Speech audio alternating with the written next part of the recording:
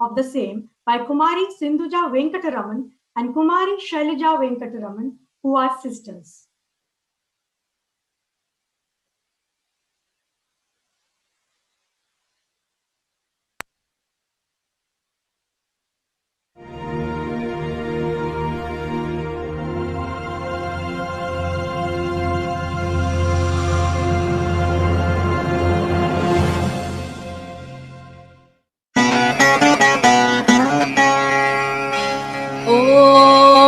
सहना भवतु सहनौ भुनक्तु सह वीर्यङ्करवावहै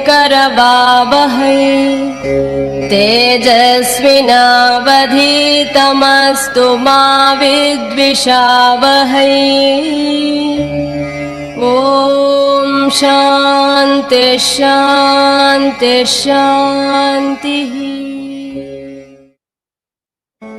समस्त जन कल्याणे निरतं करुणामयं नमामि चिन्मयं देवं सद्गुरुं ब्रह्मवेद्वरम्।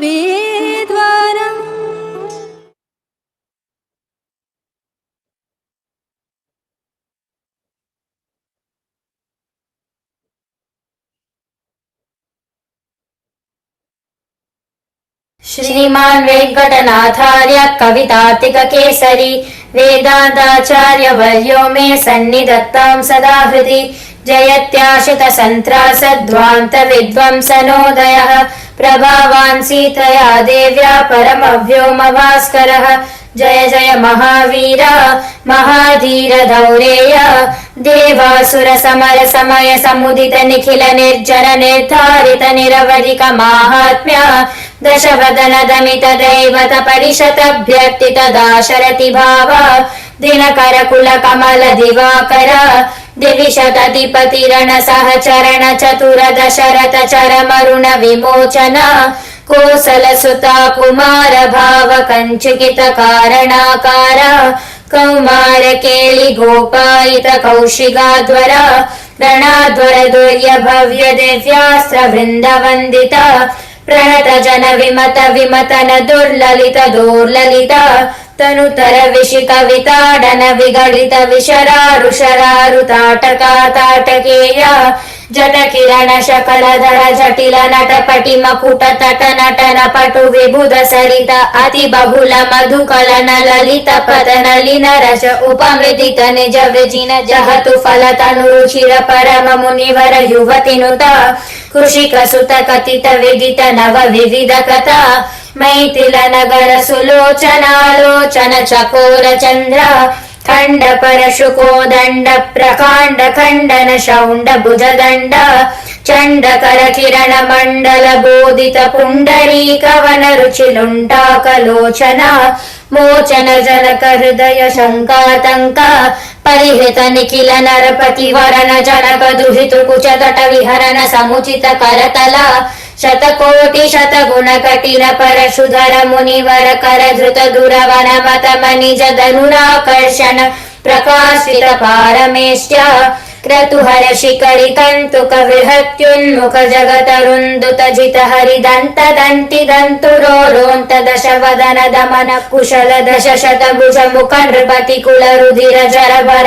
भरित पितृतर तटाक तर्पित पितृक बृहुपति सुहति विहति करणत परिडिषु परिका अनृत भय मुषित हृदय पितृवचन पालन प्रतिज्ञावज्ञात यौवराज निषाद राज सौहृत सूचित सौशील्य सागर भरद्वाज शासन परिगृहीत विचित्र चित्रकूट गिरि कटक तट रम्यावसत अनन्य शासनीय प्रणत भरत मकुट तट सुगडित पादुका क्रियाभिषेक निर्वर्तित सर्वलोक योगक्षेम पिशित रुचि विहित दुरित बल मतन तनय बलि भुगनुगति सरबस शयन तृण शकल परिपतन भय चकित सकल सुर मुनिवर बहुमत महास्त्र सामर्थ्य द्रुहिण हर बल मतन दुरालक्ष्य शरलक्ष्य ದಂಡಕಾತಪೋವನ ಜಂಗಮ ಪಾರಿಜಾತ ವಿರಾದ ಹರಿಣ ಶಾರ್ದೂಲ ವಿರುಳಿತ ಬಹುಫಲ ಮಕ ಕಲಮರ ಚನಿಚರ ಮೃಗ ಮೃಗಯಾರಂಭ ಸಂಭೃತ ಚೀರ ಭೃತನುರೋಧ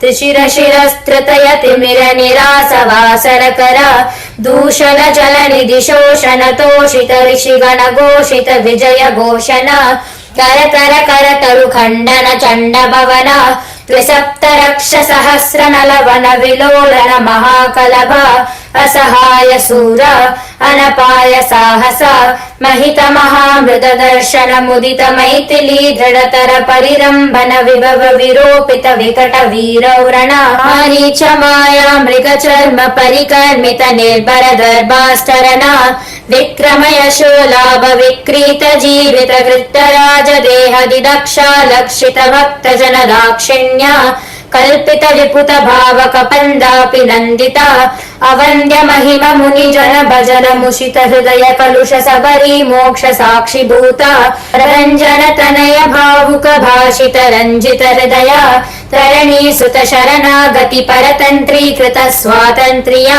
ಧೃತ ಘಟಿತ ಕೈಲಾಸ ಕೋಟಿ ವಿಕಟ ದುಂದುಪಿ ಕಂಕಾಲ ಕೂಟ ದೂರ ವಿಕ್ಷೇಪ ದಕ್ಷ ದಕ್ಷಿಣೇತರ ಪಾದಾಂಗುಷ್ಟಧರ ಚಲನ ವಿಶ್ವಸ್ತ ಸುಹೃದಾಶ್ರಯ ಅತಿ ಪೃಥುಲ ಬಹು ವಿಟಪಿ ಗಿರಿಧರಣ ವಿವರ ಯುಗ ಪದುದಯ ವಿವೃತ ಚಿತ್ರ ಪುಂಗ ವೈಚಿತ್ರ್ಯ ವಿಪುಲ ಭುಜ ಶೈಲ ಮೂಲ ನಿಪಿಡ ನಿಪೀಡಿತ ರಾವಣ ರಣ ರಣಕ ಜನಕ ಚತುರುದತಿ ವಿಹರಣ ಚತುರ ಕಪಿ ಕುಲಪತಿ ಹೃದಯ ವಿಶಾಲ ಶಿಲಾತಲ ಧಾರಣ ದಾರುಣ ಶಿಲೀಮುಖ ಅಪಾರ ಪಾರ ವಾರ ಪರಿಕಾ ಪರಿಹೃತ ಪರಪುರ ಪರಿಶ್ರುತ ದವ ದಹನ ಜವನ ಪವನ ಭವ ಕಪಿವ ಪರಿಶ್ವಂಗ ಭಾವಿತ ಸರ್ವಸ್ವದಾನ ಅಹಿತ ಸಹೋದರ ರಕ್ಷ ಪರಿಗ್ರಹ ವಿಸಂವಾದಿ ವಿವಿಧ ಸಚಿವ ವಿಪ್ರಲಂಬ ಸಮಯ ಸಂಭ್ರಮ ಸಮುಜೃಂ ಸರ್ವೇಶ್ವರ ಭಾವ ಸಕೃತ್ ಪ್ರಪನ್ನ ಜನ ಸಂರಕ್ಷಣ ದೀಕ್ಷಿತ ವೀರ ಸತ್ಯವ್ರತ ಪ್ರತಿಶಯನ ಭೂಮಿಕಾ ಭೂಷಿತ ಪಯೋಧಿ ಪುಲಿನ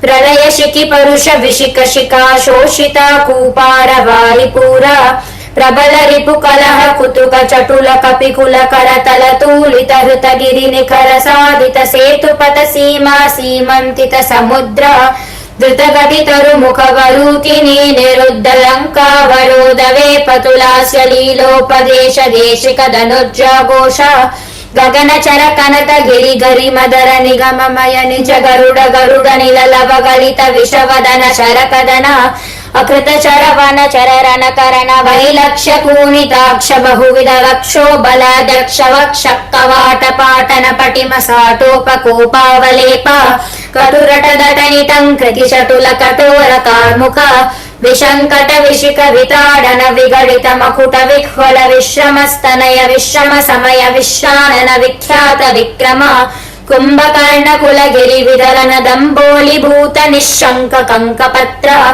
ಅಭಿಚರಣ ಹುತವಹ ಪರಿಚರಣ ವಿಘಟನ ಸರವಸ ಪರಿಪದ ಪರಿಮಿತ ಕಪಿಬಲ ಜಲದುಲ ಹರಿ ಕಲ ಕಲರವ ಕುಪಿತ ಮಗವಜಿತ ವಿಹನನ ಕೃತನುಜ ಸಾಕ್ಷಿಕ ರಾಕ್ಷಸ ದ್ವಂತ ಯುದ್ಧ ಅಪ್ರದಿದ್ವಂತ ಪೌರುಷ ತ್ರಯಂಬಕ ಸಮಧಿಕ ಘೋರಾಶ್ರಾಡಂಬರ ಸಾರಥಿ ಹೃತರಥ ಶತ್ರಪ ಶಾತ್ರವ ಸತ್ಯಾಪಿತ ಪ್ರತಾಪ ಶತಶರ ಕೃತ ಲವನ ದಶ ಮುಖ ಮುಖ ದಶಕ ನಿಪತನ ಪುನರುದಯ ದರ ಗಲಿತ ಜನಿತ ದರ ತಲ ಹರಿಹಯ ನಯನ ಲಿನವನ ರುಚಿ ಖಚಿತ ನಿಪತಿತ ಸುರತರು ಕುಸುಮ ವಿದತಿ ಸುರಭಿತ ರಥಪಥ ಅಖಿಲ ಜಗದಧಿಕ ಭುಜ ಬಲವರ ಬಲ ದಶ ಲಪನ ಲಪನ ದಶಕ ಲವನ ಜನಿತ ಕದನ ರಚನಿ ಚರಪತಿ ಯುವತಿ ವಿಲಪನ ವಚನ ಸಮ ವಿಷಯ ನಿಗಮ ಶಿಖರ ನಿಕರ ಮುಖರ ಮುಖ ಮುನಿವರ ಪರಿಪಣಿತ ಅಭಿಗತ ಶತಮಕ ಹುತವಹ ಪಿತೃಪತಿ ನಿರ್ವೃತಿ ವರುಣ ಪವನ ದನದ ಗಿರಿಶ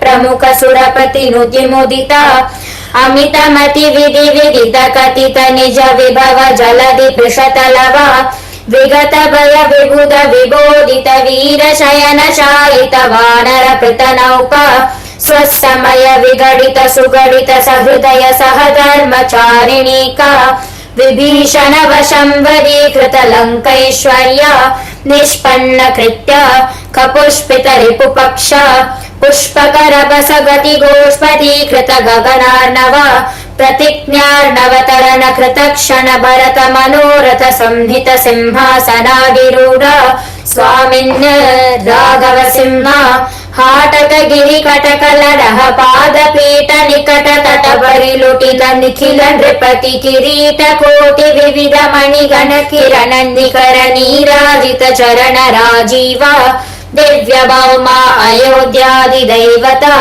पितृवद कुपित परशुधर मुनि विहित नृपहनन कदन पूर्व काल प्रभव शतगुण प्रतिष्ठापित धार्मिक राजवंश शुभ चरित रत भरत कर्वित गर्व गंधर्व यूत गीत विजय गाता शता शासित मधुसुत शत्रुघ्न सेविता कुशलव परिगृहीत कुलगाता विशेष द्विदिवश परिणमद मरवनिति कविवर रचित निज चरित निबंधन निशमन निवृता सर्वजन सम्मानित पुनरुपस्थापित विमान वर विश्रानन प्रीणित वैश्रवण विश्रावित यश प्रपंच पंचतापन्न मुनि कुमारक संजीवनामृत त्रेतायुग प्रवर्तित कार्तयुग वृत्तांत अविकल बहु सुवर्ण हयमक सहस्र निर्वहन निर्वर्तित निज वर्णाश्रम धर्म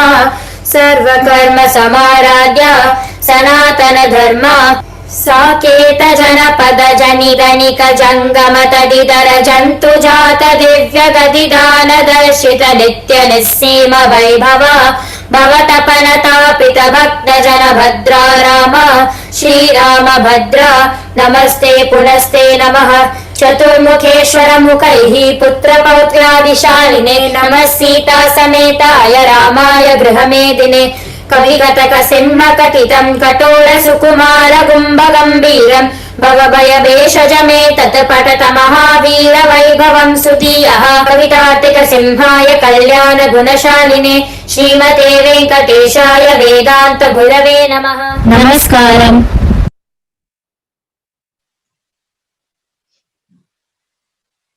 Thank you, Srimati Ankita Khanna, Sindhuja, and Shailaja for beautiful and amazing invocations.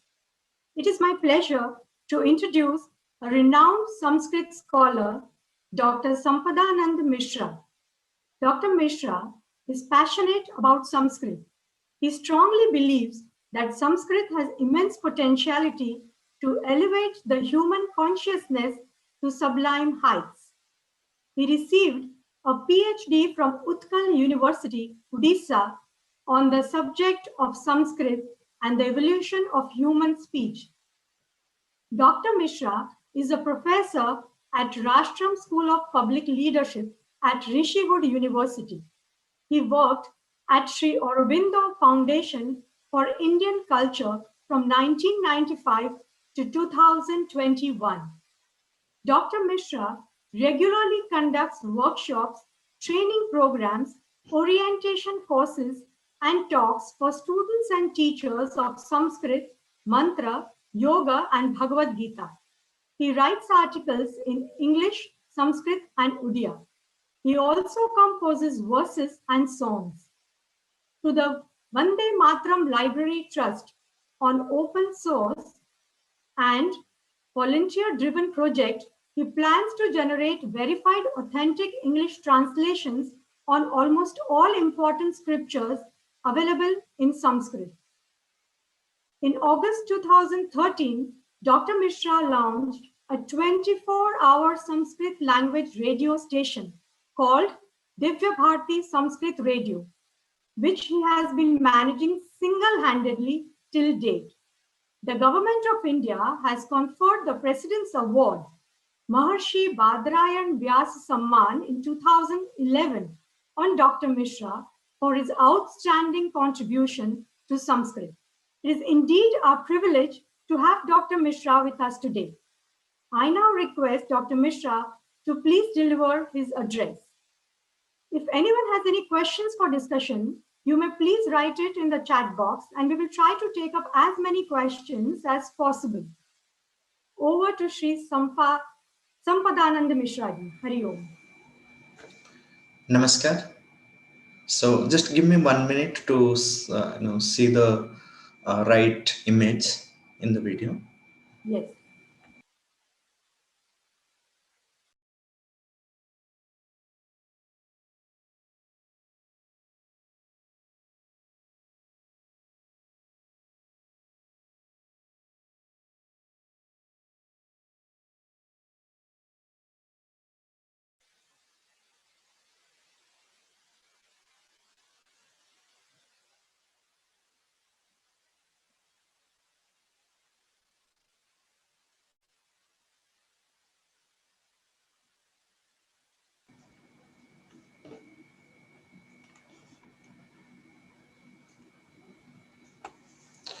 Namaskar to all of you.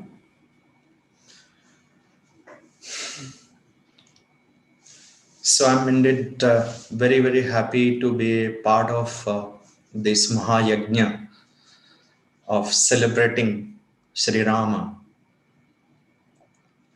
And I'm grateful to the organizers here and especially Swami Swatmanandaji for giving this opportunity to speak on the Sanskrit-Gems in Ramayana. So when we speak about the Ramayana, it's indeed a vast topic. You all who are attending this must have heard many esteemed speakers giving introduction to the beauty, charm, and importance and significance of this Adikavya of Adikavi Valmiki. So when we speak about Ramayana, we know that it's one of the two great epics of India, the other being the Mahabharata. But when we contemplate on the contents of both the epics, the Mahabharata and the Ramayana, we see there is a great simplicity in Ramayana compared to the Mahabharata. Simplicity in the presentation of the characters, of the events, simplicity in the composition, simplicity in the use of many poetic devices. So this simplicity indeed is the very heart of Ramayana. And this is what brings many people to the Ramayana. Though many are not well versed or acquainted with the original Sanskrit Ramayana by Valmiki, but we have heard stories, many have heard stories or read many Ramayanam in regional languages, heard different kinds of stories. So the regional languages also, like we see the beauty of Ramayana, the stories, the events, the characters, and many philosophical discussions so are presented beautifully following many poetic devices. But in the original Sanskrit Ramayana, we find something really beautiful, charming, and extremely beautiful from the poetry point of view. So that's one part that will be the focus of our discussion today. But before that, we see that Ramayana, what do we discover in Ramayana, Valmiki? Ramayana in general and Ramayana in particular of Valmiki. So the thoughts and ideas which are embodied in the epic literature in this epic literature called Ramayana. So these thoughts and ideas have greatly influenced the thinking of the common man of India. So much so that if someone is speaking about India, speaking something related to India, its culture, its Bharata or Bharatiya Sanskriti or Bharatiya Jnana Parampara, and if he has not quoted something from Ramayana, not quoted something from the Mahabharata, so it remains incomplete. People say, oh, what? It was a great speech, but there was something from Ramayana, from the Mahabharata. So it is so much of, like in the minds of the common people of India.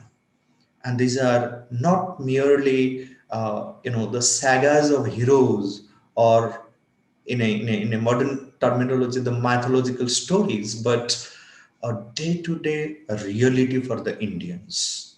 So we breathe Ramayana, we breathe Mahabharata in our day-to-day life. So that has been the significance of the Ramayana and Mahabharata and many other texts, sacred texts of India. But when we talk about Ramayana, this is a living entity and it's a living reality for the Bharatiyas. Sri Aurobindo, like when he speaks on Ramayana, there is a beautiful thing. He says that it's a highly artistic representation of intimate significances of life, the living presentment of a strong and noble thinking, a developed ethical and aesthetic mind, and a high social and political ideal, the ensouled image of a great culture.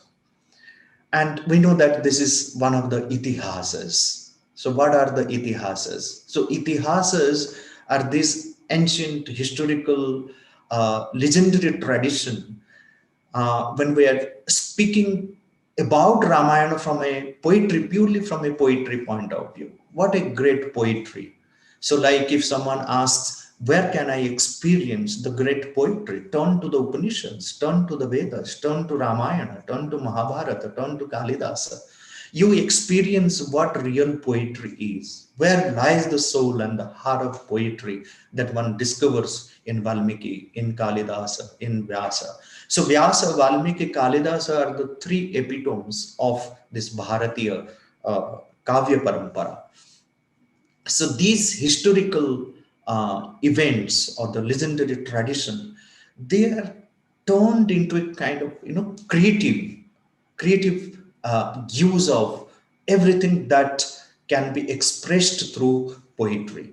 And they not only express the social, political, religious, ethical, moral ideas, but the deep spiritual, philosophical ideals of the people of India, the entire nation. So therefore, like we find a difference between the Mahabharata and the Ramayana when we contemplate on the content of these two epics. So the way the mind of India, the heart of India, so the whole Samskriti of India, whole people of India as a nation as it is described, we see the mind and heart both in Mahabharata and Ramayana. If Mahabharata is the mind, the brain of Bharatavarsha, Ramayana is the heart of the Bharatavarsha. Because Valmiki always speaks from that heart. So we find that emotion, that love of everything. So all that the human emotions can express, so we find it in the Ramayana. The kind of, the way the relationships between Rama and Lakshmana, Rama and Sita, Rama, Lakshmana and Sita, with Bharata, with Hanuman and Rama, and Dasharatha and Rama, and all others, that we find the way things are described, they're so beautiful, so beautifully, they bring out this relationship. Almost we learn in life how the relationship has to be with others. So we see that after this great Vedic age, in this epic age, the purpose was not just to narrate the stories, the legendary tradition, or the religious tradition, or the ethical, moral values, or the society as it was, but to give expression to the great realizations of the seers and sages of the Vedas, the rishis of the Vedas. So, how beautifully, how significantly the message of the Veda, the message of the Upanishads are carried forward through Ramayana and Mahabharata. And especially when we come to the Ramayana, we see that the profound knowledge of the Veda, of the Upanishad, they are described by this through this story of Rama, Ravana, this sangram between the devas and asuras. And we find that, and this is one of the greatest realizations of the Vedic rishis, that this life here on this earth, is always a battle. A battle between what? A battle between the forces of darkness and the forces of light. The battle between the Devas and Asuras. This Daivasura Sangrama is one of the greatest realizations of most practical happening in everyone's life. So, what is to be done in this Sangrama? So, how the victory has to be gained over uh, the Asuric forces or the dark forces. So we see in the Vedas that it is by keeping the gods as companions, as constant companions, by manifesting the divine qualities within, that one can get victory over the dark forces. So this message we see in the form of many stories, in the form of, like how Valmiki has described many characters. So the characters like, Dasharatha, characters like Rama, Lakshmana, Sita, uh, plenty of characters. So how beautifully Valmiki has given expression to them, and then the whole psychology behind that. So that is what brings out the Vedic realizations through a simple language and in the form of stories. Some of the examples we will see later. So this is how we find that the Ramayana and the Mahabharata, these two epics, which have influenced the whole cultural, social, philosophical, spiritual life of this nation. And when we want to talk about this Bharatavarsha, when we are talking about our nation, the people, the Sanskriti, the Sabhyata of this nation of Bharata, we draw many insights from Valmiki's Ramayana, from Vyasa's Mahabharata. And Ramayana is not merely, as we find, as we go through the content of the Ramayana, through every verse of Ramayana. Now, when we say that, like we have to pick up few gems from the Ramayana, few things from the Ramayana, it is not that one can really select. Ramayana as a whole is the gem. It is an ocean of gems that is very, very difficult to even pick up something, pick up any chapter, pick up any sargas, sub-sargas, any verse from Ramayana. It's a gem. From the poetry point of view, from the philosophical point of view, from the social, religious, moral, ethical point of view, from any aspect that one can look at, one can pick up these gems. And we are talking about the Sanskrit gems from Ramayana. And why Sanskrit gems when there are several Ramayanas? When there are several Ramayanas in every regional language, so why are we talking about the Sanskrit gems? So, what is so significant about the original Ramayana? Many people do say that if Ramayana, the story of Ramayana, we need to know, and the content of the Ramayana, we need to know, so we can read many regional Ramayanas, or the translation of the Ramayana into a faithful translation of the Ramayana into many languages. Yet, dear friends, dear esteemed participants and viewers, one may learn about the stories, some stories, certain aspect of the content of the original Ramayana, but reading it in Sanskritam is a joy by itself, is an experience by itself. This language of gods, or the divine language, here, this is a language which has been sculpted to perfection. That is why the very epithet of this bhasha, of this Deva bhasha, of this divine language, this very epithet with this very attribute has become the very name of this language, Samskritam. sculpted to perfection, finished, very well done, well designed language. And in this language, we find the grandeur in every syllable,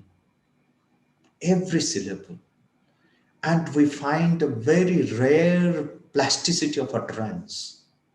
And this being a silence conscious language, that while reading, while contemplating on any text, and here we are talking especially about the Ramayana, it is just a meditation, a tranquility, the silence that one experiences while contemplating on the verses of Ramayana, verses composed by Valmiki, is amazing.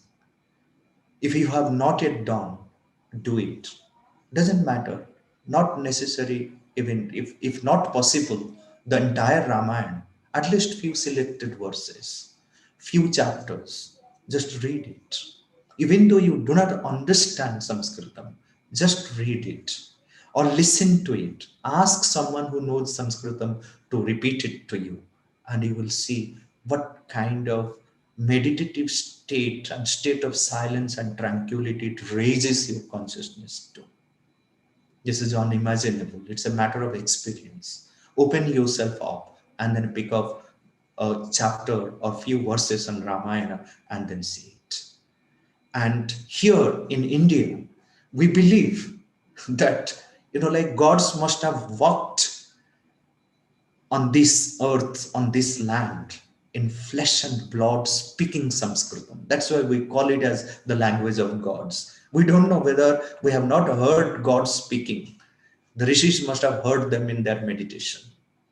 But we common people, we have not heard God speaking. But listening to this language, coming in contact with the beauty and charm of this language, we experience that beauty, we experience that tranquility, we experience that divinity.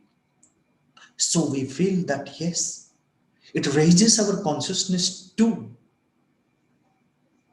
a state of divinity. It divinizes. It brings such amazing purity. It brings such silence and meditative, a state of our consciousness. But when we contemplate on the verses composed by Valmiki, not only we experience that silence, but we experience the immense beauty and charm of the true poetry. And when we have to deal with Valmiki's Ramayana, Valmiki's compositions, the poetic ability, the poetic genius rather, when we have to deal with it, and when we say that we are dealing with Ramayana, the Adi Kavya, which has emerged from that pure consciousness of Valmiki, it is as if we are dealing with not just a poetry, not just some epic literature, not just some, legends and stories, or any events or characters. It is as if we are dealing with God's plenty. Here we don't have to pick up and choose. This is an ocean of gems. We call it as Ratna Garbha. Whenever we come and look at it, we just pick up few. It doesn't, leave us in empty-handed with the dead shells. These verses, every word of Valmiki is so soulful. It's gleaming, it's pulsating, it's life-giving, it's soul-enriching gems of priceless value. The sad thing is that we don't read, we don't contemplate. We read so many things in other languages. We read novels, we read all kinds of things, but we don't read Valmiki's Ramayana in original Sanskrit. and the kind of teachings that it has. Once one enters into the spirit of it by contemplating on it, by reading it repeatedly, so one finds one, feels like making the whole of Ramayana as the eternal companion to accompany in one's life's journey. It teaches us. What does it teach us? There are plenty of gems that we can collect. I remember long back, Bharati Vidya Bhavan, there was a small book, Gems from Valmiki's Ramayana. It should be available somewhere. So the editor has collected many verses, ethical, moral, very verses from every kanda of Ramayana and given the English translation. If you find it out, you can pick it up and then read it. And you will find that what it teaches us self-mastery. It teaches us of self-perfection. It draws us upwards. It teaches us how to live nobly, how to die nobly as well. That's the beauty. That's the beauty of this text, that every aspect of it is life enriching. It is as if, like when we read through the entire Ramayana, not just the story, from the entire poetry, whatever description is there, it is as if raising us. It is taking us peaks after peaks. It takes us through, many beautiful sceneries, the entire geography of India. Many beautiful scenery, like we travel by flight, we travel by train, we go on seeing the sceneries. When you read Valmiki's Ramayana and then contemplate on this and then see how beautifully, when it is the description of Kishkindha or description of any other forest, the mountains, the rivers, it is as if, like it creates such a living images of those, as if you are seeing it in front of your eyes. That is how the genius of Valmiki has made such grand contribution in building the foundation of this Bharatiya Sanskrit. The master poets of these epics, the Vyasa and Valmiki, when we contemplate on the epic literature, we see that, they are as if, like architects and sculptors of life. It's not just the composer of certain verses. They're creative exponents and fashioners of such beautiful forms. And we truly come to know about the national thought, the religion, the ethics, the culture, the morality, and such profound stress on the thought on life. That's why it's very much, and especially Ramayana, is so much connected with our life, day-to-day life. The poetical manner of this, this epic is, on one side we see the substance, the thought substance, the style, the words, the rhythm in which they are composed. Every aspect has a very noble epic quality, very lucid, classical simplicity. And the directness, rich in expression, such beautiful ornamentation that one finds in the poetry of this. And we find what great imagination power of the poets. And when we travel, we will see that in the story of Ramayana, it is as if, like how Valmiki helps us traveling, leading from one stage to the other stage. He describes beautifully the story of Rama's banishment, Sita's abduction, Ravana's destruction. Like when we follow this hero's adventure, like Rama's adventure, step by step, we see him walking with Vishwamitra in the Balakanda. We see him crossing the Ganges with Guha in the Ayodhya Kanda. We see him journeying in Dandaka with Sita and Lakshmana in the Aranya Kanda. We see him meeting Sugriva in the Kishkindha Kanda. We see him listening to Sita's message from Hanuman in the Sundara Kanda.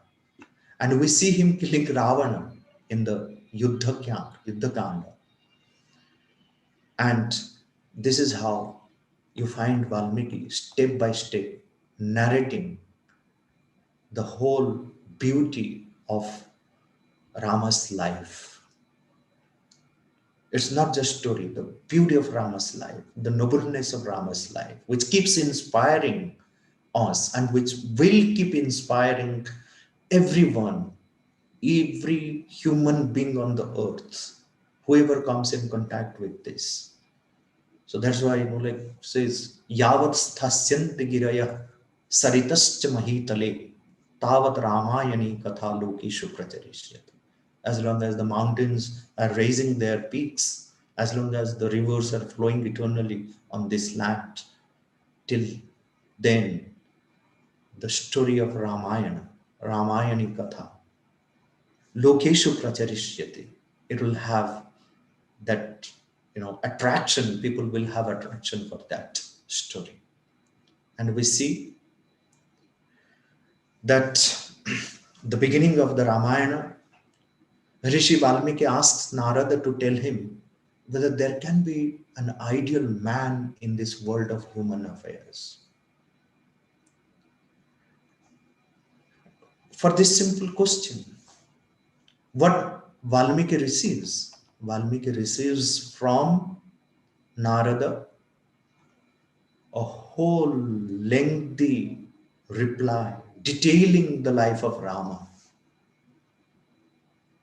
And after Narada's withdrawal from the scene, you can see after Narada disappeared. So Valmiki walks towards the Tamasa river along with his young disciple Bharadwaja. He carries the bark to perform his midday prayers. It's an everyday occurrence. Every day he does this. We are not strangers to such scenes in our lives at some time or other. Then Valmiki stops at the edge of the river and see how beautifully Valmiki narrates this whole scene. He gazes at the beautiful scenery around and looks at the flowing waters of Tamasa. And very quietly, with utter tranquility, the words are emerging from Valmiki.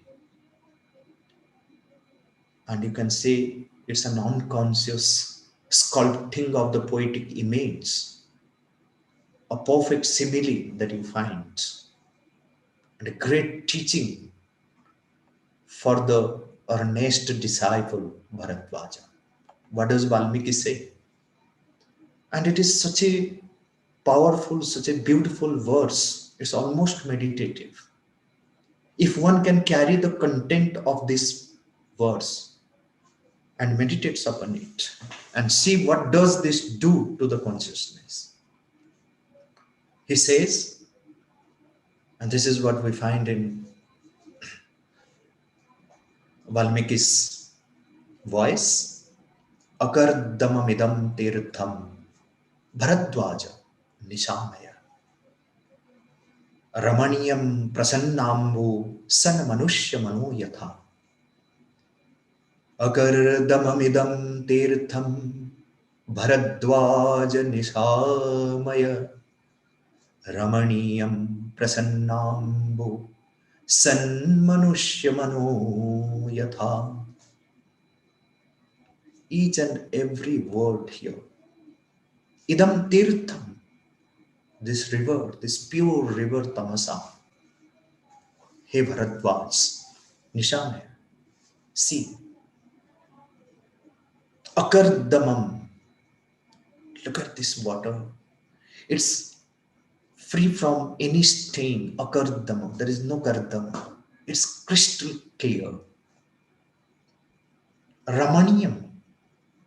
It's such a pleasure to look at. Prasannambu. It is prasanna. It's so happy. So settled happiness that one finds by looking at this water of tamasa. It's so transparent. It says prasanna, ramaniya, akardama. Contemplate on these words.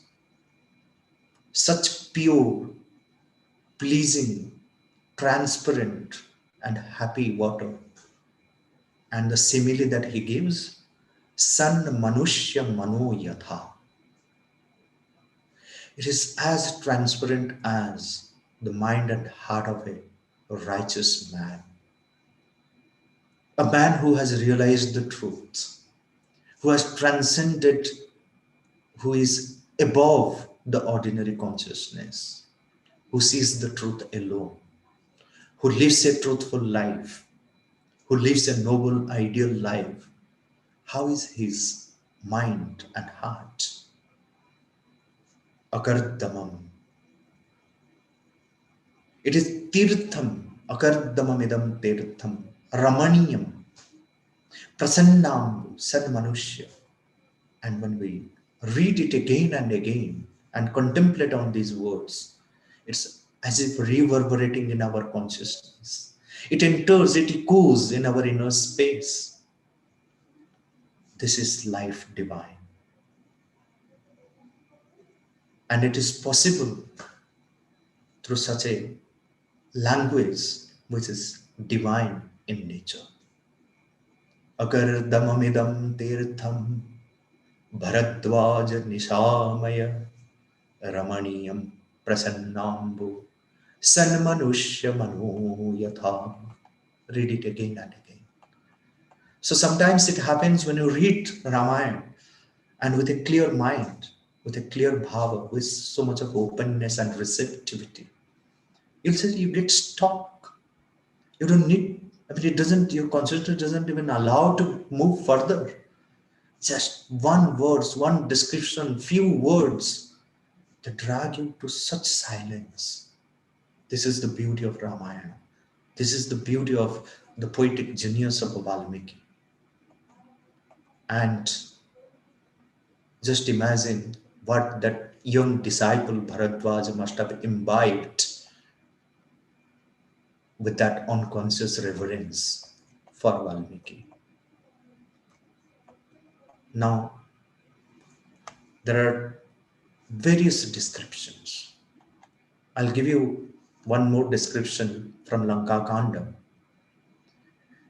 The scene is such beautiful, and we see one whole year Sita has been held captive in the Ashoka group, Ashoka Vatika.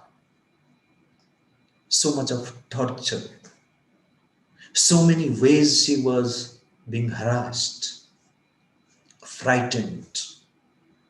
Just imagine how she must have spent this year. Every moment there was this fear. The first few months, it was horrific. It was full of horror. She had no news of Rama. She didn't know what to do, what must be happening. Ravana has been increasingly belligerent. It was as if a living hell for Sita. Just all these perversions of humanity that surround her in that grove Ashoka Vatika. Then comes Hanuman with Rama's signet ring. Once again, we see the play of light and darkness, hope and hopelessness in her life. Then she hears that Rama and his army have landed in Lanka. The terrible war is over at last. Hanuman comes to her again, bringing the message of Rama's victory. Now he requests her permission. So Hanuman says, permit me, allow me. I will destroy all these demonesses who have been torturing you. Who have been torturing you all these months. Ma, allow me to destroy this. And listen to the reply of Sita. This is Valmiki. He says, Papanam va shubhanam va vadharhanam plavangama karyam karunam aryena nakaschinna parathyati. Sita says it would be meaningless to wreak vengeance on such small fry. They were just following the words of their ruler. Compassion should be the universal rule for all human beings. Maitri, Karuna. Compassion should be the universal rule for all human beings. Be they good or evil. Even worthy of being killed for performing such heinous deeds. Who can or how can a human being dare even to judge another? It's extremely difficult to say the other is evil. There's so much of evil in every one of us. If this is the lesson that we carry and then put it into practice and develop this universal love and compassion for all, whatever one has done to oneself or to someone. He says, Papa Namba Ashubha Namba. Papa Namba Shubha Namba Padharhana Prabangam. Karyam Karunam Aryena Nakaschenna Parathyati. Was Sita had received nothing but very harsh treatment throughout the year. It was all cruelty, such torture. She was as if, just imagine what must be happening in Sita's life. She says, who is there? Nakaschenna Parathyati. Who is there who has not sinned? Who has not committed any mistake? Who has not grown any evil, negative thoughts within oneself? Then why to blame few? That has been Sita's compassion, universal love and compassion, which she has not just carried in her, she has expressed it, has given it throughout. It is Valmiki alone who could depict Sita in all her purity. It is such a joy to read the entire description of Sita. There's endless, verses, endless stories. Therefore, I said that it cannot be just, picked up few and we say that we have done some justice to it. There are poets who are lovers of nature. In their imagination, they have made, so many things. Sometimes we say that is it possible? Such beautiful, even impossible imaginations a poet brings. While describing the nature, while describing someone's personality, while describing someone's life. So here, just look at another wonderful poem where he's giving the description in the Balakanda. Valmiki gives the description of the night. It's almost, like such description that one can even sing this as a lullaby to make the children sleep, or one can sing to oneself or bring these thoughts to oneself to have a good sleep consciously. When Valmiki says, Nishpandas taravah sarve nilina mrugapakshina naishena tamasa vyapta disascha raghunandana. Nishpandas tarava, such a beautiful expression. Motionless are all trees. The trees have become motionless, speechless, nishpanda. There is no spanda, there is no throb. Such tranquility. It is as if the trees are meditating, the trees and plants are meditating, and in silent meditation, they are seeking light, aspiring for light, praying for light. Because without light, there is no life for them. Nishpandas tarava sarve. Nilina mrugapakshina. The mrugapakshina, all the animals and birds, nilina, they're as if, have become secret. They're not seen anywhere. They have entered into their own places. Such silence prevails.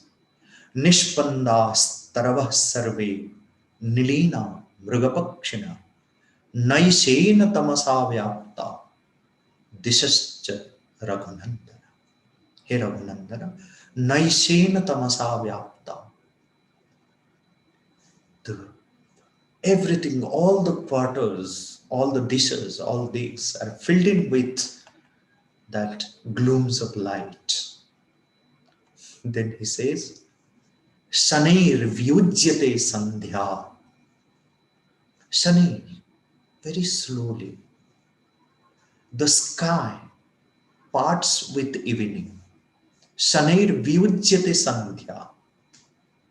Nabho netre rivavratam. Nabho netre rivavratam. It's like the sky has become, is growing so full of eyes, dense with stars and constellations. It glitters with these points of light. Nakshatra tara gahanam jyoti bhirava bhasate.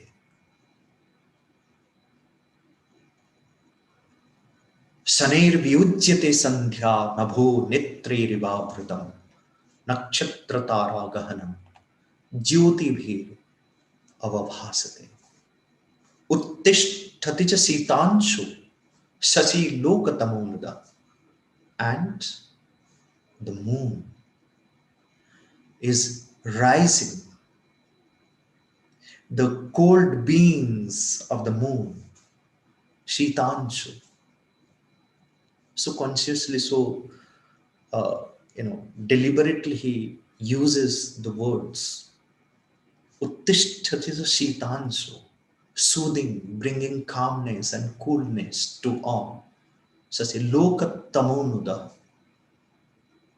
It's not just dispelling the darkness of the earth. Loka is not just the earth, but Loka is everyone, everything that is there in the creation. And especially, it is also dispelling by bringing that calmness and coolness. It is also dispelling the tamas that one carries within oneself. Shashi lokatamonuda. Hladayan praninam loke manansi prabhaya svaya. Hladayan, gladdening, bringing joy to the pranis. Manansi, their mind and heart. Prabhaya svaya, by its own light. And he also doesn't forget to mention that night is not just about what he has given the description. At the same time, Naishani Sarvabhutani Vijaranti Tatastata Yaksha Rakshasa Sanghascha Rudrascha Pishitasana. All creatures of the night, Naishani, the night movers, the nocturnal beings, they're also walking to and fro, the spirit bands, troops of giants and carrion feeding jackals, they begin to roam. Such a beautiful, lively description of the night. Every detail is so carefully selected to produce certain effect. The charm, the wilderness of falling of the night in the forest. Not a single word is wasted. Every epithet, every word, every image here is chosen so as to bring out that effect of night.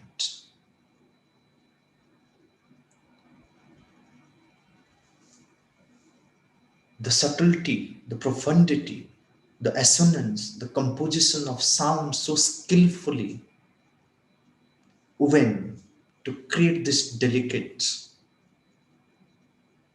and this kind of movement.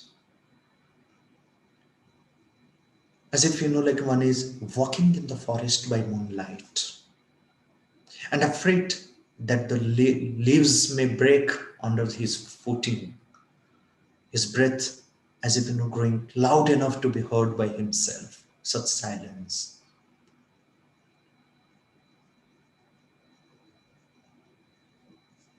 Friends,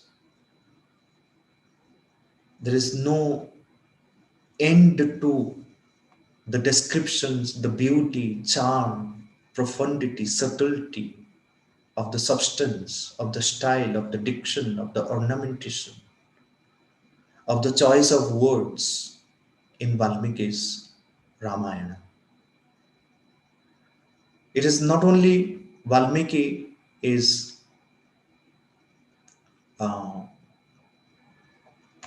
describing everything using one meter, one particular chandas. We find in Ramayana 13 different varieties of meters, because these metrical patterns, they're meant to create different emotions, different sentiments or spiritual atmosphere. Anushtup, definitely. I mean, when we see it's the shloka which emerges from Valmiki so naturally, so spontaneously when he says Ma nishada pratishtha tvamagama saswati sama. That itself is such a beautiful verse. Yat kroncha mithunadekam avadhi kama mohitam. This is where the soka shlokatvamagata. It's wonderful to see the narrative meter which is used very frequently in the epic literature. Anushtup, the 8-syllabled Anushtup meter, though the varieties of Anushtup, as it is worked out in the classical Sanskrit meter, are not yet, very structured forms of Anushtup meter, or the varieties, not the Anushtup chanda, but the vrittas, are not worked out in Ramayana as it is worked out in the classical meter. We're following the same Vedic pattern. We see, of course, sometimes we will find the varieties of Anushtup also, but it was not a conscious creation in that. It's almost the Vedic Anushtup is carried in the Ramayana, in the epic literature. That's where we find lots of flexibility in the use of meters. Tapasvadhyaya niratam, tapasvivag vidam varam, Naradam Paripapracha Valmiki Munipungama. In Anushtup meter. Ma Nishad Pratishthasta Magama Shashwati Sama Yat Kruncha Mithuna Dekam Avadhi Kama Mohitam in Anushtup. We have Vasanta Vanshastha Vilab, or 12 syllable meter. We have the use of Indra Vansha Yadahi Rama Prithivim Avapsyati Prabhuta Ratnakara Shailapattana Tada Gamishyasya Shubham Parabhavam Sahaiva Dina Bharatena Bhamini.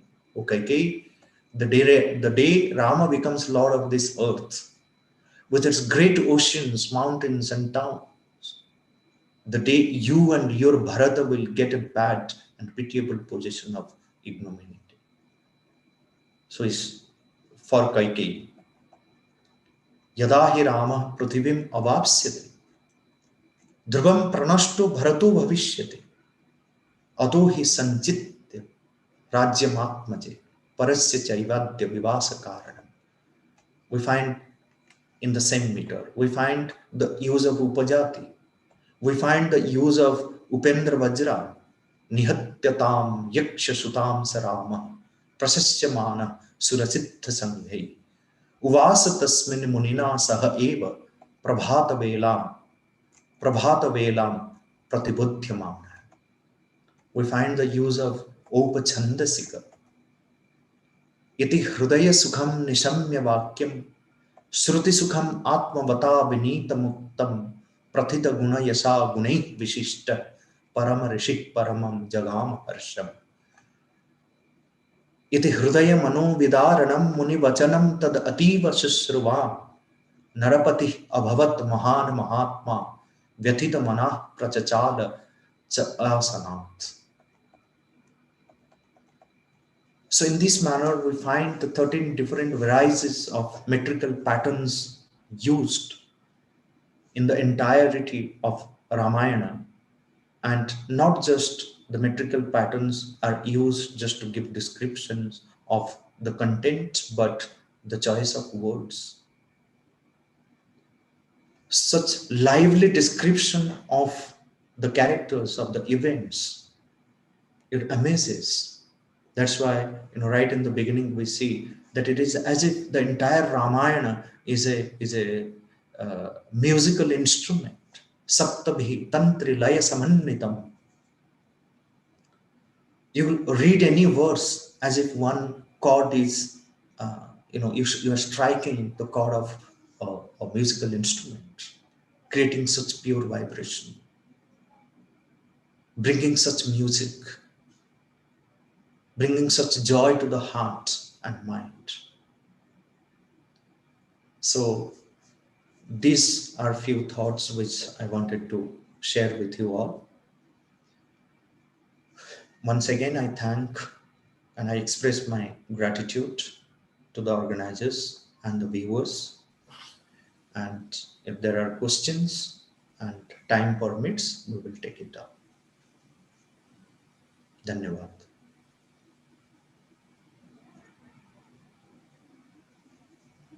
Thank you, Dr. Mishra, for a wonderful and inspiring talk. It is my personal experience that as we get to learn more and more scriptures through various books and publications of Chinmay Mission or any other such organization, I feel that it would have been so much better if I knew Sanskrit, because it was not offered to us while we were in school. It is unfortunate that through centuries of foreign rule, we have lost connection with Sanskrit, which is the key, which is the mother of all our mother tongues. As you said, it is the language of God. We all appreciate and thank Dr. Mishra, who has dedicated his life for its revival. Thank you once again, Dr. Sampadananda Mishra ji.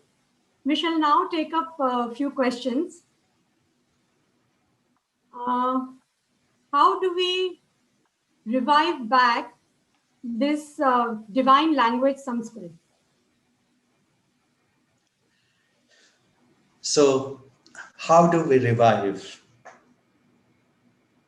There have been plenty of efforts in the which are going on at the individual level, at the collective level.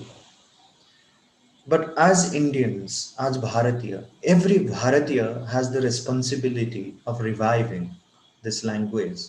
And every Bharatiya must start it at home. Encourage, learn first and encourage your children and all those who are around. There are plenty of tools. And what is available today, the kind of facilities that we get today because of the uh, rise in digital literacy in India. So enormous amount of materials, online materials, offline materials. There is a greater awareness which is growing on with regard to this language. There's no dearth of materials, dearth of efforts which are going on. So listening, whether you want to listen to it, learn it, write it, read it, these facilities were not available, few years before, 20 years before, 25 years before. But enormous materials we have today. But we need that sankalpa. We need that sankalpa. Every Bharatiya needs to make that sankalpa of learning it, of loving it, of spreading it. That love, one must love this language. And once you start loving this language, you can never hate any language. So much of our linguistic, problems, like all the issues which are raised with regard to language, will vanish if people truly start learning Sanskrit. I myself have, in 2013, I launched the world's first ever 24/7 Sanskrit radio called Divyavani Sanskrit Radio. So one can listen to it and learn it. Plenty of materials, 24 hours, one can just listen to various programs in Sanskrit. There are, like various efforts by various organizations, Chinmay Mission, Sanskrit Bharati, plenty of organizations which are engaged tirelessly in spreading this language. But where is that willingness? Though many people feel that yes, it is a loss, but who makes the effort to bring it to their day-to-day life?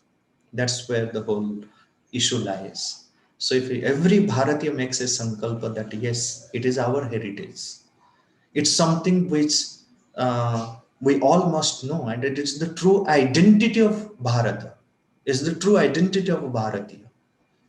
The mother of Sri Aurobindo Ashram had said once in 1967, 11th of November, when she was asked about Sanskritam, she said, as every child born in France has to learn French, every child born in India must learn Sanskrit. That's the true identity. So that's correct. But how do we get our youth to learn the Sanskrit? Because the elders understand that it is a heritage, and we know that, we should learn Sanskrit. But these children are tempted to learn French, learn Spanish.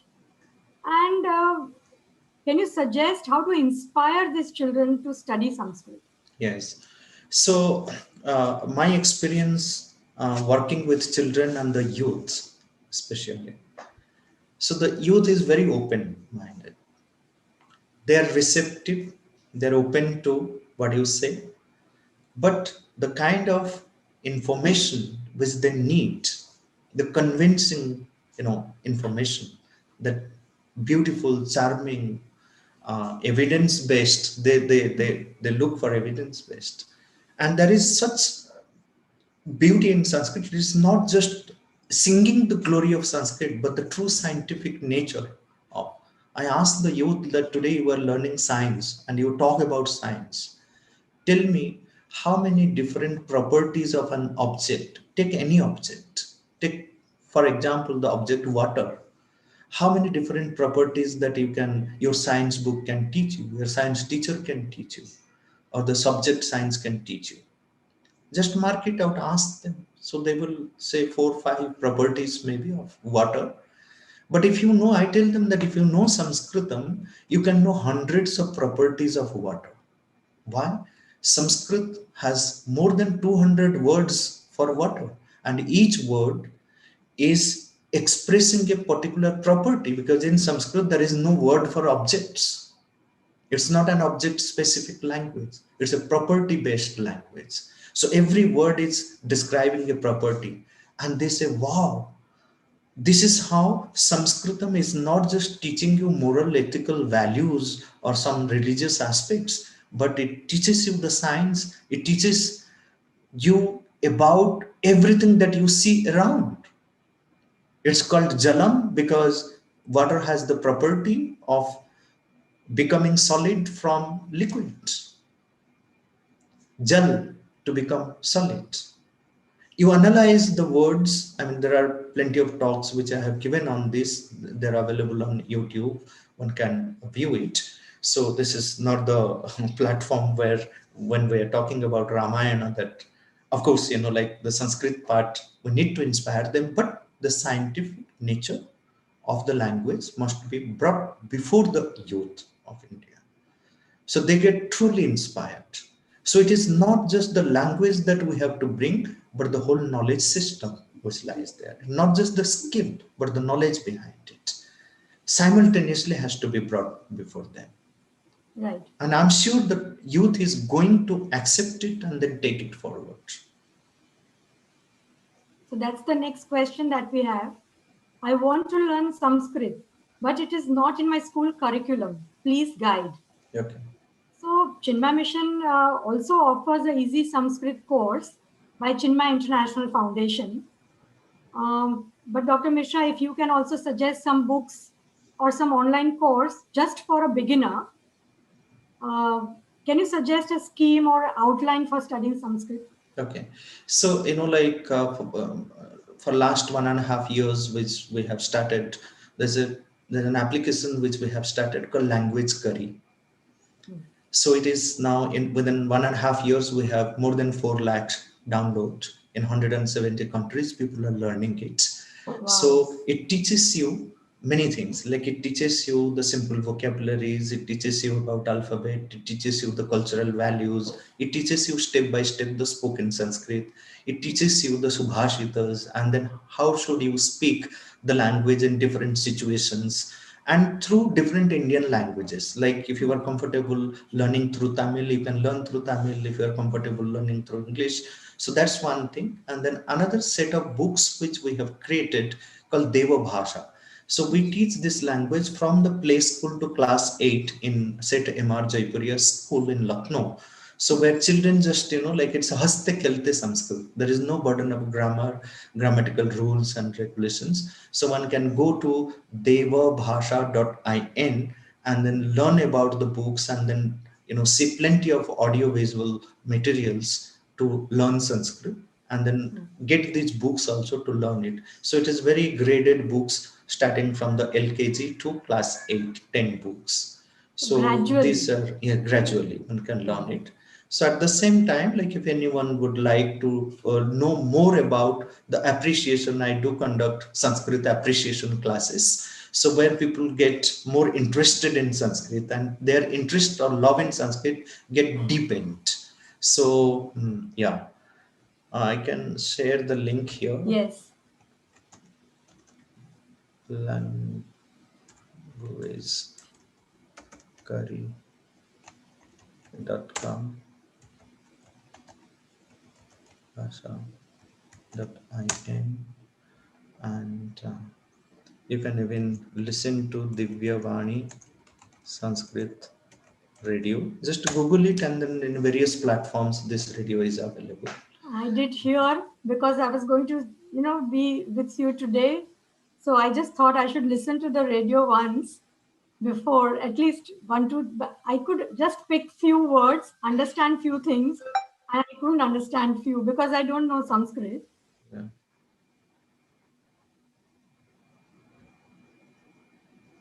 Your screen is. Hello. Hariom? Yes, are you able to hear me? Yeah, we can hear you, but I think your screen is frozen. So Yeah, if there are any other questions, then we can address to them. So the next question is, it is said that Hanumanji was a Nav Vyakarana Pandit. There are 9 Yes. types of Sanskrit grammars. Or is Yeah. there any other significance of this expression?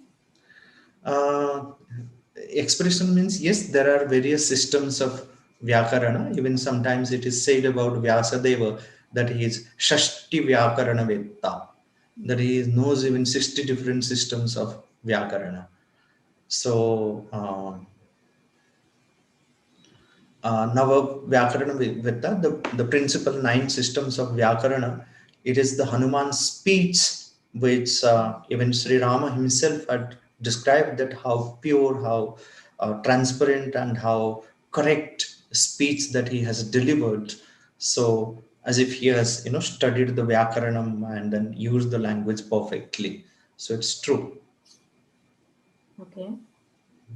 The next question is, can you throw some light on gems from Aditya Hridayam Stotra?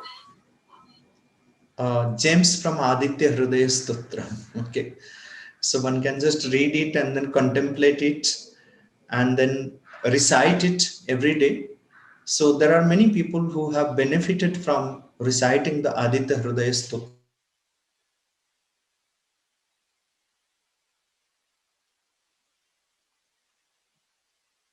Hari Om.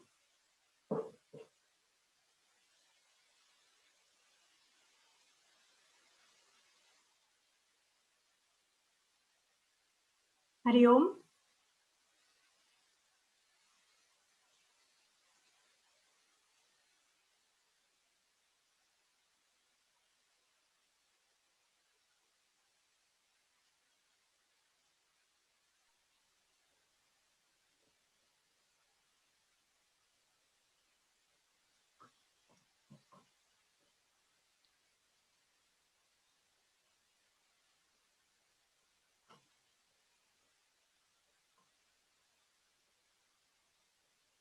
I think he got logged out or something. Yes. I think so, yeah.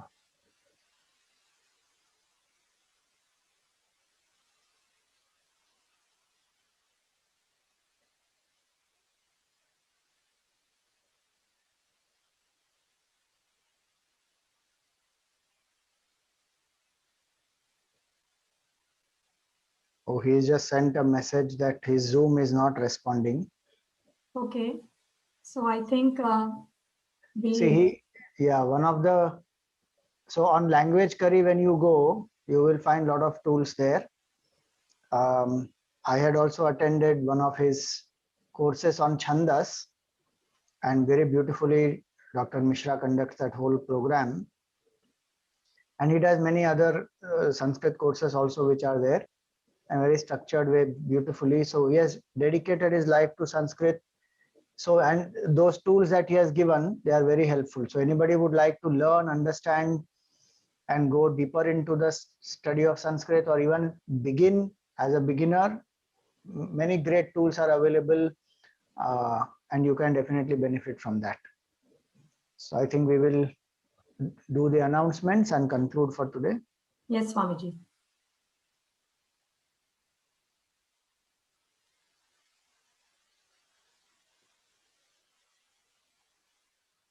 Yeah, he could join back. Thank you, yes. Dr. Mishra, for an informative question answer session. Thank you. We can't hear you. We can see you, but we can't We hear can you. see you.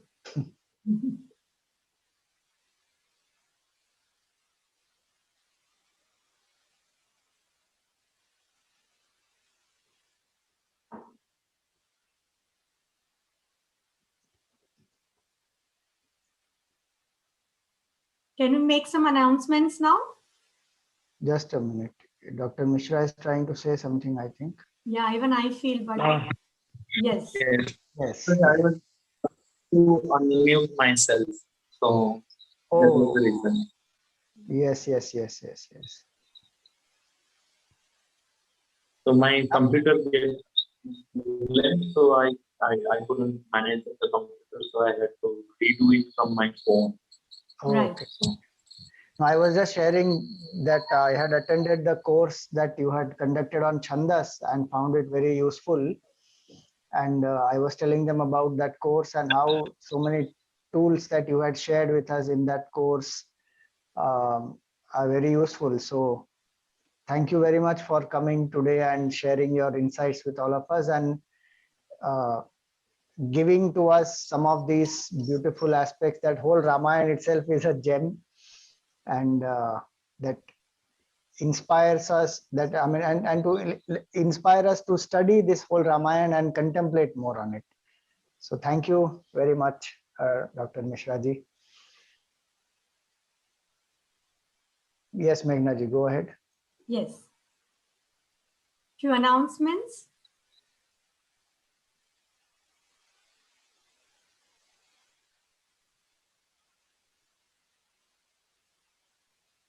Tomorrow, Tuesday, 20th April, in the morning, we have meditation session with Swami Swatmananji from 11 to 12:30. In the evening, we shall have discussion with Dr. K.K. Mohammed on the subject of Sri Ram Mandir and archaeological perspective from 7 to 8:30. On Wednesday morning, 21st April, which is the Ram Navami day, we shall have satsang and puja with Swami Swatmananji from 11 to 12:30.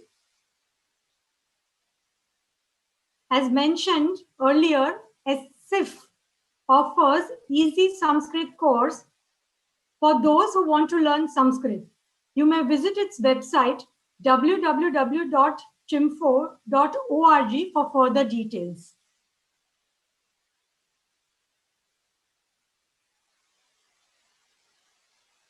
Chinmay Mission has been organizing Gita chanting competition for many decades. From Mumbai and Navi Mumbai, thousands of children and elders participate in the same. Idea is to chant, study, know, and live Gita. Each year, it is based on one of the chapters of Bhagavad Gita. This year, it is based on chapter 2, which is Sankhya Yoga. There are numerous benefits of chanting. Do register for this competition. The link is provided in the chat box. One thing is, this is a competition where you don't have to memorize. It is reading. So it's open book reading competition. So don't have a fear that, oh, we will have to memorize. Only the lower age groups who are not able to read, etc., they have to memorize. Rest of them can see the book and read. So it is more about getting familiar and using the book and chanting. So do participate. The phone numbers are given here, and it is done online. So last year also we did, this year also it will be online. So do participate and encourage others also to participate. We are celebrating SiyaRam festival in support of construction of Sri Ram Mandir. Temples are centers of our faith and glorious culture. A great temple is coming up in Ayodhya on Ram Janmabhoomi. Our generation is blessed to have the opportunity to witness its inauguration in near future. Kindly contribute generously for Ram Mandir. Link is provided in the chat box for information and online donation. Do subscribe to our YouTube channel Chinmay Mission Mumbai, as well as like our Facebook page Chinmay Mission Mumbai, and help us to reach maximum people. We shall end today's session with Shanti Path. Om Purnamadav Purnamidam Purnat Purnamudachyate Purnasya Purnamadaya Purnamevavashishyate. Om Shanti Shanti Shanti. Hari Om Shri Gurubhyo Namaha. Hari Om. Thank you all.